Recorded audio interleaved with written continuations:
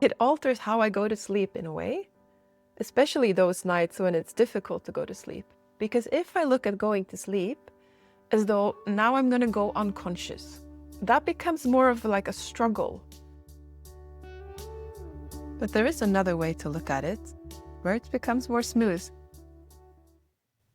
So non-duality suggests that consciousness is primary. It is the essence of the universe. So that means that consciousness cannot really be lost. Well, how do we make sense of sleep? And I think that all of us on the non-dual path at some point have to wrestle with how we understand sleep from a non-dual perspective. So I figured, well, let's just dive straight into it. From an ordinary perspective, or like the way we experience it, it feels like we are conscious during the day, and then we go to sleep, and then we have these fluctuating experience between being unconscious and having dreams. And then we go between those two states, and then we wake up. So it does seem from that perspective that we lose consciousness. Well, I'd like to suggest that that might just be a way of using the words. First of all, I'd like to define what consciousness means from a non-dual perspective. So consciousness basically means the ability to notice, the presence that is there, that is able to be aware. What it is actually aware of is not so relevant. There can be an abundance of things to experience, like sounds, touch, taste, thoughts, memories, or there can be nothing. Just the awareness itself. Waiting to be aware or being able to be aware should something pop up. So according to that definition, what happens during sleep is just that we don't really experience anything. Or maybe we can't even say that. It's when we wake up, we don't remember that we have experienced anything. So it's more like we have a gap in memory. We know that 8 hours passed, or however long you sleep, but some time passed, and I have no recollection of that if we don't recognize the dreams now. Let's just say I had a dreamless sleep. Then I assume that then I wasn't conscious. But the absence of experiences isn't actually proof of the absence of consciousness. It is just proof of the absence of experiences, or in this case, even the memory of experiences. So going to sleep isn't as much as losing consciousness as it is losing experiences. When I'm lying in my bed, my body is still touching the sheets and the duvet, so there is sensation. It's just that they are not being registered in the way they are in waking state. So non-duality suggests that consciousness is present, but experiences are not. There are no thoughts. And in a way, the way we measure time is actually the changing of experiences. Like the way we experience time is experiences happening. So if there are no experiences, that's kind of a timeless, it's timelessness. So from that perspective, plunging into sleep, deep sleep, is actually reconnecting with the timeless dimension of ourselves.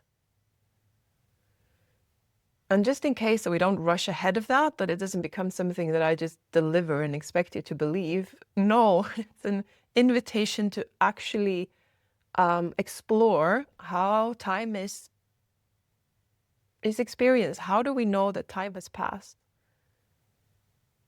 Well, it's usually like, let's say I drive a car, it takes me 10 minutes. The way I know time passed, it's because I see other cars passing by. I see the trees outside the window.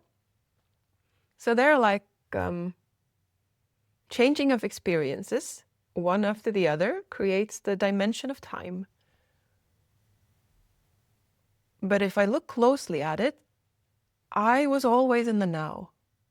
When this tree passed by my window, it happened now. It wasn't like 10 different moments where the tree moved. No, the tree kind of was always in the now. And then it's stored as a memory. So memory of experiences create the appearance of time. And then we can also say, well, if I'm sitting in a room or in one of these sensory deprivation tanks where you have no real sensory input, there's no real sensations from the body, there's no smell, and there's no a sound, there is still activity on the inside. My inner world is creating experiences. Maybe I'm thinking about a conversation I had yesterday. I'm planning a trip for the summer. Those are also experiences, even though they're not delivered from the outside.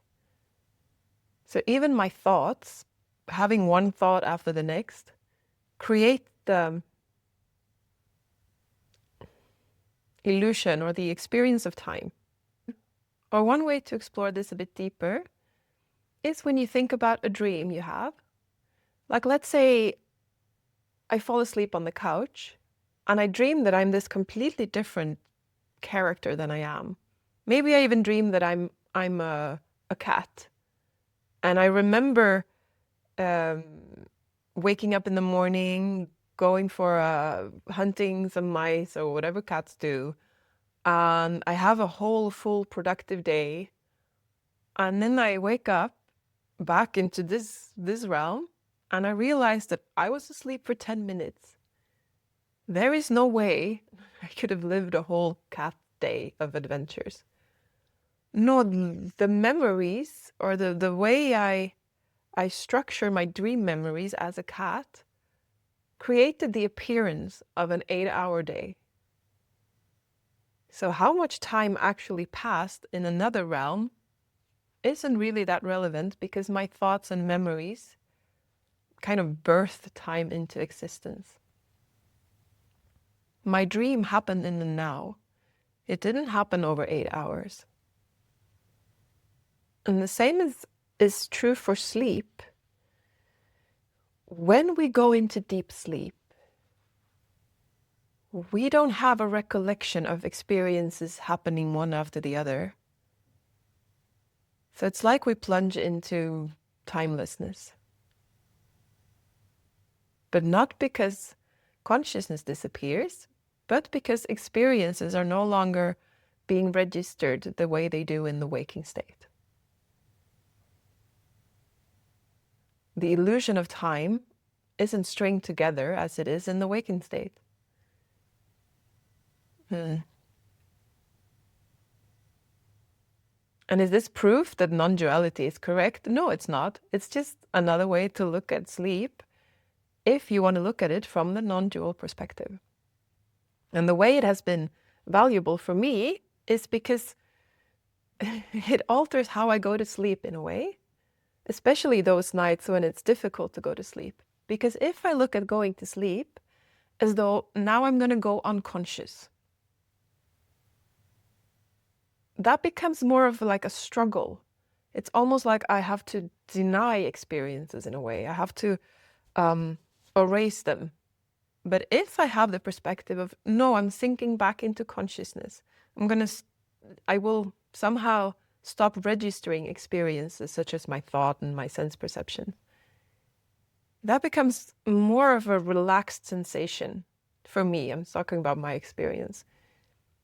Because I don't need to deny any kind of thoughts happening. I just put my focus back on consciousness, on the awareness itself. I'm turning my conscious activity, I guess you could say, away from experiences and back into itself. And for me, that helps me relax. Yeah. What has it been like for you? Is this something you have thought about or something that has altered the way you go to sleep? If you have any questions or anything else you'd like to share, then please do so in the comment section. And also, I haven't introduced myself. My name is Josephine. Warmly welcome to this channel. I hope to see you next time.